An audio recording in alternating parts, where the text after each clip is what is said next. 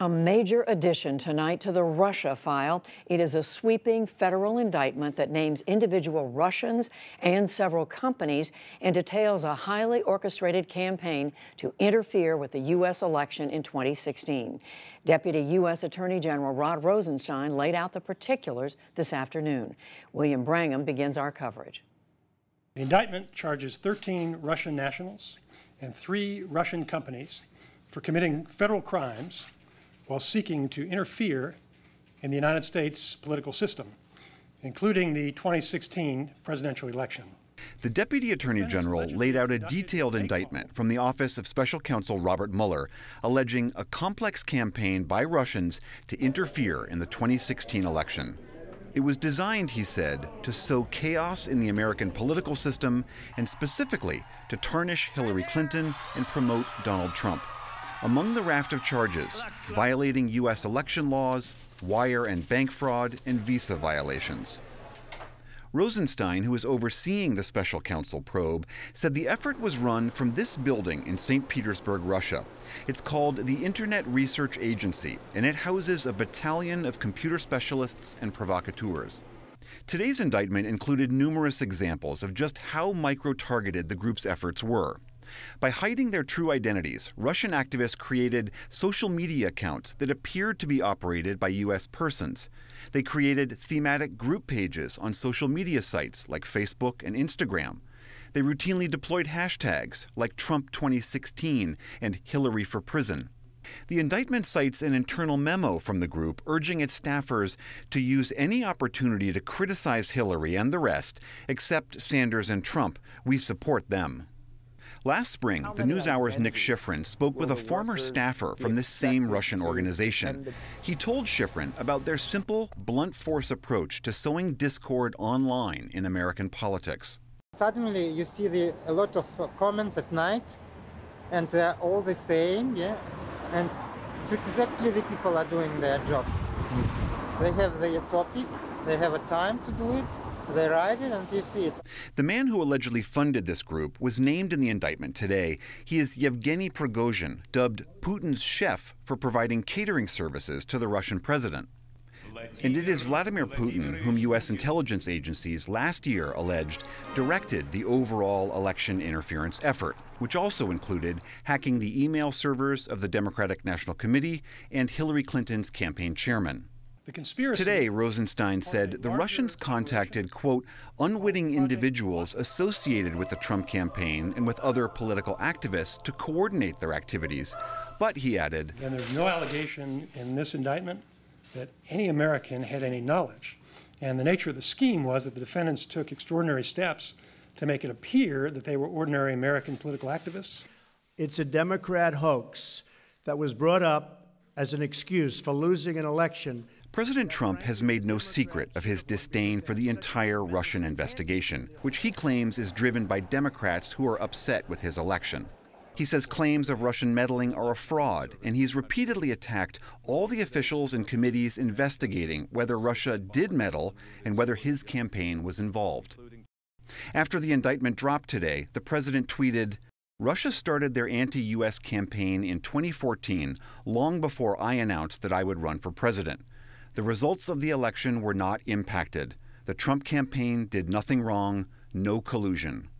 As for the president's labeling the entire Russia election narrative a hoax, his director of national intelligence, Dan Coats, appearing on Tuesday along with counterparts from the CIA, NSA, FBI, and other agencies, was emphatic about Russia's past actions and their future plans.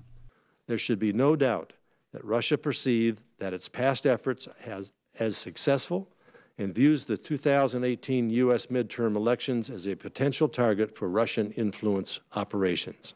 The special counsel's investigation is ongoing. There was no word from Rosenstein on when or even whether the indicted Russians will be brought to the United States for trial. For the PBS NewsHour, I'm William Brangham in Washington, D.C. Russian officials said today that the charges are, quote, absurd. With us now to discuss the current threat and what today's indictment tells us about the special counsel investigation is John Carlin. He served as Assistant Attorney General for National Security from 2014 until late 2016. While in office, he oversaw terrorism and cybersecurity investigations. He's now a lawyer in private practice. John Carlin, welcome back to the program. So we know this is an indictment. It is not a finding of guilt. But how strong a case is the special counsel making here that the Russians systematically tried to interfere in the elections? These are extraordinarily detailed allegations in this indictment. And it should say, under Justice Department guidelines, you can't bring an indictment unless you believe that you can convince a jury beyond a reasonable doubt of the guilt of each and every one of these defendants. Now, they are Russian individuals. They are not in the United States. So the idea that they're going to be brought to justice is what? Pretty slim. It seems unlikely that Putin's Russia is going to turn them over if the United States makes a request. But dating back to when we indicted 5 members of the People's Liberation Army in China for their cyber-enabled activities, this has been a part of a strategy from the Justice Department, which is to make, when you can, incredibly clear with detail so that the American people and the world can see what these foreign actors try to do to undermine the United States and others. John Carlin, we've been hearing a lot about this investigation for months and months. What do we learn here about the depth that they went to try to change the outcome of the election? And that's why this is so extraordinarily important that people review this document, not just because what it shows about what they did in the past, which is it ranged from having an 80-person individual with a budget of over $1 million a month doing things ranging from organizing bringing operatives to the United States to organize political rallies, to paid advertisements that were paid for people using false identities, to undermine our election. It not only shows what they did in the 2016 election, but consistent with what we heard from all of this administration's top intelligence officials earlier this week when they testified before the Senate. It also shows they're going to do it again in 2018 unless we urgently take action to prevent it.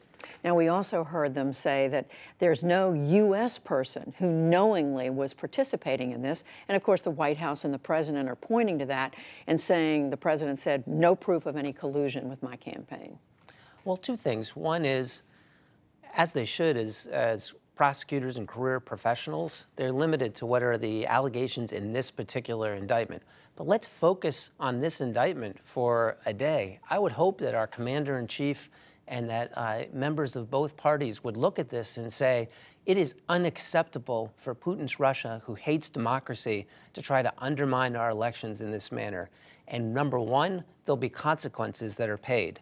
And we are going to take action as the United States and with our allies. And number 2, we are going to immediately take steps to prevent this from occurring again. And I hope to hear that in the future.